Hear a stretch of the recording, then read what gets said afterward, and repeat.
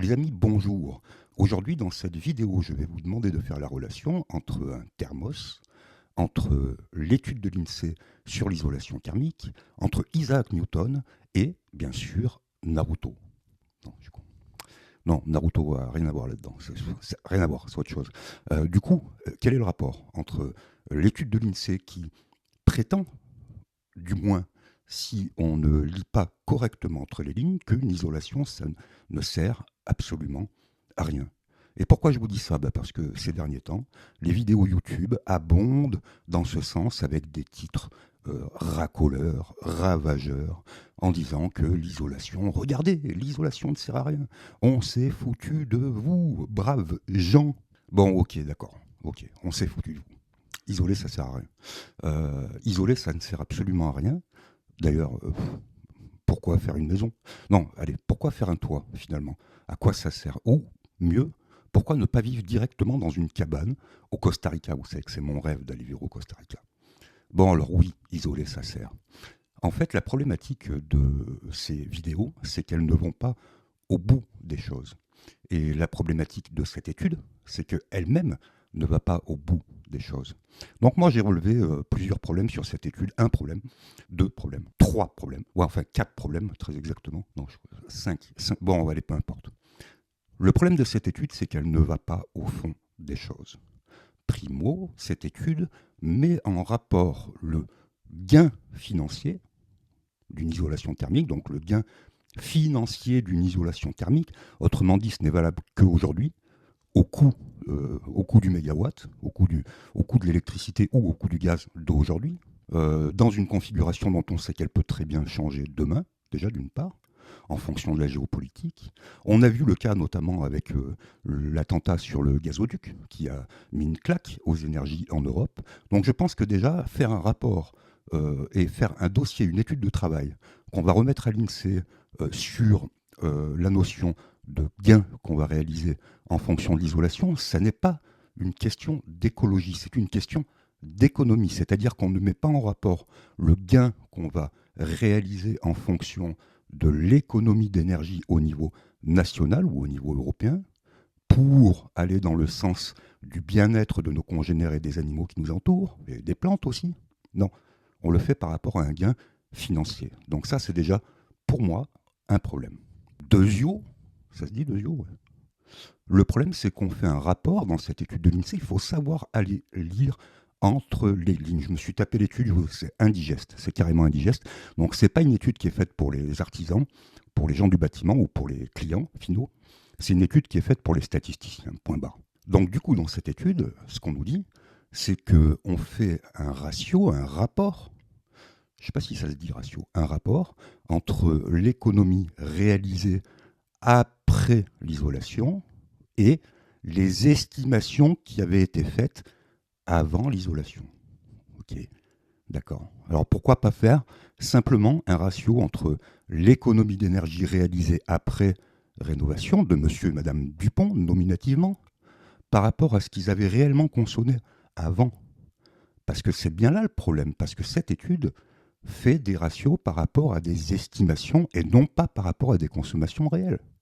Alors vous allez me dire, oui, mais sur 80 000 ou 100 000 dossiers, quand même, les ratios, non, non, non, non, non, les ratios ne sont pas bons. On sait que l'isolation thermique, c'est quelque chose qui est individuel. Chaque bâtiment, en fonction de son orientation, en fonction de son architecture, en fonction du nombre de baies, de fenêtres, et ainsi de suite, en fonction de sa qualité d'isolation. Initialement, on va partir du principe qu'elle est mauvaise, et ensuite on va l'améliorer. On sait que chaque bâtiment va se conduire différemment en fonction de l'isolation qu'on lui apporte. Plancher, mur, toiture, isolation des fenêtres et étanchéité à l'air. Donc du coup, pourquoi ne pas prendre monsieur et madame Dupont, monsieur et madame Durand, monsieur et madame Tintin et Milou, ça se dit ça, Naruto, par exemple, et de dire, ben voilà, Naruto, en 2018, tu dépensais 1000 euros, 1500 euros pour ton logement, tu as fait ton isolation et maintenant combien tu dépenses? Eh bien l'étude ne dit pas ça. Regardez, lisez bien l'étude. L'étude dit qu'on a fait un ratio entre les gains qu'on a réellement réalisés par rapport à une estimation. Hein, toi aussi, ça te pose un problème. Ouais, je sais que ça te pose un problème. Moi, personnellement, ça me pose un problème dans l'énoncé. Parce que l'énoncé n'est pas bon. L'étude est bonne, mais elle ne concerne pas réellement des cas réels avec une démonstration claire du gain généré par une isolation sur un bâtiment, multiplié par 1000 ou 2000 bâtiments si on veut faire une bonne étude. Non, elle considère un gain réalisé sur une estimation. Or, vous le savez tous, dans le bâtiment, on a tendance à habiller la mariée, quoi. C'est-à-dire, si tu changes tes fenêtres, tu verras, tu vas te retrouver au Costa Rica. Bon, on sait que c'est pas vrai. N'empêche que l'isolation, c'est bon. C'est bon pour nous, c'est bon pour les petits animaux, c'est bon pour Naruto, c'est bon si on veut continuer à vivre sur une planète à peu près potable. Il y a un troisième point qui est intéressant, c'est que cette étude, elle porte sur une période où il y a eu quand même, rappelez-vous, 2 confinements. Parce que l'étude porte de 2018 à 2021. Voilà.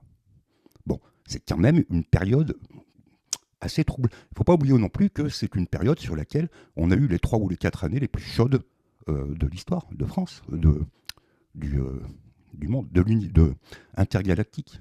Je le sais parce que je connais un mec qui s'appelle Goldorak, bon, peu importe. Et du coup, on se dit, mais est-ce que cette étude-là est réellement efficace? Et surtout, on se dit, mais pourquoi est-ce que vous n'êtes pas tout simplement allé chercher monsieur et madame Dupont en leur demandant leur facture d'énergie avant l'isolation et en leur demandant leur facture d'énergie après l'isolation? Parce que soyons véritablement sérieux. Moi, des rénovations, j'en ai fait en pagaille. Et les gens me disent tous la même chose. Avant et après, c'est un gap énorme. Donc on ne peut pas dire que changer ses fenêtres, ça ne sert à rien. On ne peut pas dire que isoler son sol, ça ne sert à rien. On ne peut pas dire que isoler ses murs, ça ne sert à rien. Et on ne peut pas dire qu'isoler son plafond, sa toiture, ses combles, ça ne sert à rien. Ça, c'est du buzz pour faire des vues sur YouTube. Et c'est surtout un document de travail. Je vais aller un peu plus loin, allez, je vais faire de la politique parce que j'ai envie de faire de la politique. C'est surtout un document de travail qui vise essentiellement une chose, c'est minimiser l'impact et, on va dire, le bien fondé de toutes les aides qui ont été mises en place. Je vous rappelle que c'était notre ami Lombard qui avait essayé de supprimer MaPrimeRénov' l'année dernière encore, c'est pas très vieux. Donc ça fait 2-3 fois quand même qu'on s'attaque à ces dispositifs dont on n'attend pas qu'ils soient clairement, très clairement identifiés au centime près. On est dans une politique globale de rénovation du logement, donc une politique générale, globale, qui va dans le sens de la transition écologique, qui va dans le sens de l'amélioration de l'habitat. Donc ça, on l'oublie. Les youtubeurs n'en parlent pas. Allez, point numéro 3, j'étais sur Naruto et Goldorak.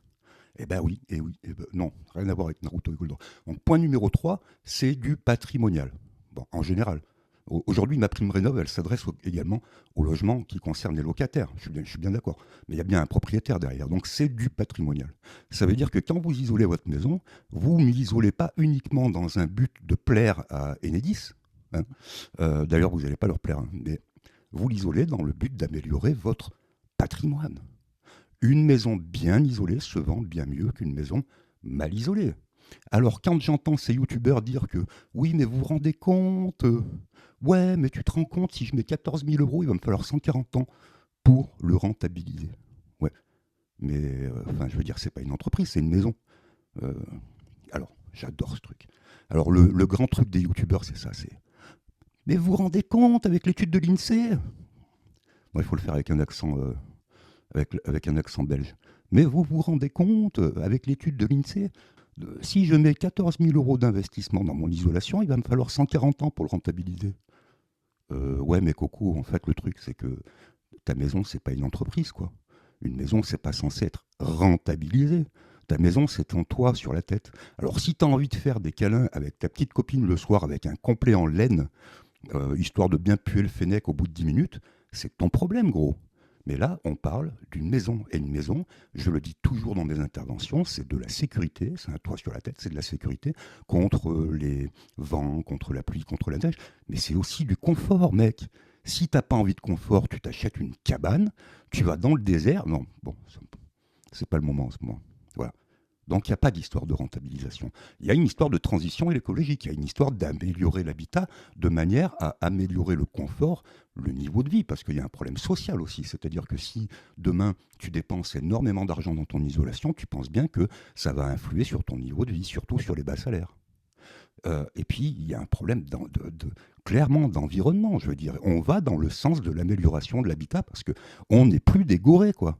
Hein, on n'est plus. Moi, j'aimerais bien hein, qu'on soit encore à l'époque médiévale où on allait faire nos besoins dehors, tous ensemble, gaiement. Non, aujourd'hui, on a des toilettes. Bon, eh ben, si dans les années 80, dans les années 70, on fabriquait des maisons qui n'étaient pas GG au niveau de l'isolation, ça ne veut pas dire qu'aujourd'hui, il faut continuer comme ça, quoi.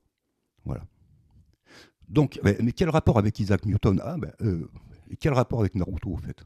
Le rapport entre Isaac Newton, le thermos et l'étude de l'INSEE, ça a un rapport, parce que je vous ai parlé du thermos, mais vous avez déjà oublié. Bon, c'est pas grave, de toute façon, je suis de bonne humeur aujourd'hui, rien ne peut m'énerver. Si tu veux comprendre la loi de refroidissement de Newton, d'Isaac Newton, hein, qui était quand même pas le dernier des débiles, hein, je veux dire, c'est simple, hein, tu prends un thermos, tu mets du café dedans et tu sors. Voilà. Et tu remarqueras que si tu sors avec une tasse de café qui n'est pas dans un thermos, au bout de quelques secondes, quelques minutes selon la température extérieure, ton café va refroidir. C'est ça la loi de refroidissement de Newton. Hein. Je ne vais pas vous faire des calculs complexes. Hein. D'ailleurs, même moi, je ne sais pas le calculer. Je suis obligé de faire des copier-coller sur ChatGPT. Bon. Par contre, si tu sors avec ton café dans un thermos, bah là, tu as le temps de prendre ta voiture, d'arriver au bureau. Moi, j'arrive sur les chantiers souvent. Hein. Je prenais des thermos plus jeunes quand j'étais. Parce que ça se voit pas, mais je suis pas jeune. Bon. Eh bien, mon thermos, quand je l'ouvrais, je voyais de la fumée qui s'échappait, quoi. Parce que le café était encore chaud à l'intérieur. Voilà. C'est ça un thermos. Alors, quel rapport entre Isaac Newton, le thermos et l'étude de l'INSEE? C'est clair, les pillous, sérieux. C'est que le thermos se comporte comme une isolation. Ou une isolation se comporte comme un thermos. Vous le prenez dans n'importe quel sens, ça marche aussi. C'est-à-dire qu'une maison bien isolée, c'est un thermos. Parce que le but, c'est pas de savoir si on va dépenser tant de watts en énergie, parce qu'on les dépensera l'énergie, hein, on est obligé de dépenser des watts. Les watts, ça coûte. Je ne parle pas en termes financiers, je parle en termes d'énergie, donc on est obligé. Voilà. Par contre, le thermos va faire en sorte que le refroidissement soit limité, qu'il soit moins rapide, ou mieux pour les maisons passives, pour les maisons passives, les maisons, nous on dit BBC, mais bâtiments basse consommation. Les Allemands, ils avaient créé un label qui s'appelait le Passive House. Il y a des années en arrière, moi je vous parle de ça, il y a 20 ans en arrière. En Allemagne, il y avait des maisons qui n'étaient presque pas chauffées, dans lesquelles on se sentait bien. Pourquoi? Parce qu'elles étaient bien isolées. Voilà. Alors ce que je veux dire par là, c'est que c'est tout bête, hein, mais arrêtez d'écouter ces youtubeurs qui vous disent que vous vous êtes fait arnaquer en isolant votre maison. C'est pas vrai, vous ne vous êtes pas fait arnaquer. D'ailleurs, tous ceux qui me regardent et qui ont vraiment fait une isolation performante et une isolation pertinente, parce que l'étude, encore une fois, elle se base sur des maisons individuelles. Bon, c'est pas sur les maisons individuelles qu'on a le plus de déperdition de chaleur, hein, en règle générale, parce que même il y a 20 ans, les mecs faisaient quand même pas trop mal leur boulot. C'est sur les appartements, les maisons de rue. Voilà. C'est là où on a vraiment des déperditions. Donc moi, tous les gens que je connais qui ont fait une réelle rénovation énergétique, au sens propre du terme, je ne parle pas de changer le chauffage, je parle d'isoler, d'accord? Se sont rendus compte de la différence. Il y a un gap. D'ailleurs, gap, vous le verrez, c'est aussi dans l'étude, mais dans le sens inverse. Eux, ils vous disent que non. Ils disent, ah, t'isoles, salut Naruto, ouais, ça va, t'as isolé ta maison? Ouais, qu'est-ce qui se passe alors? Rien. Bon, t'es sûr? Ouais, je suis sûr. Bon. Naruto, quand il mange ses ramen, parce qu'il adore manger des ramen, Naruto, mais les ramen sont chauds. Chauds. Voilà. S'il sort avec, en plein hiver au Japon, au bout de 3 minutes, ses ramen, ils sont froids. Voilà. C'est ça, la loi de refroidissement d'Isaac Newton. On ne peut pas aller contre la loi. La loi, c'est la loi. Tadam! La loi, c'est la loi.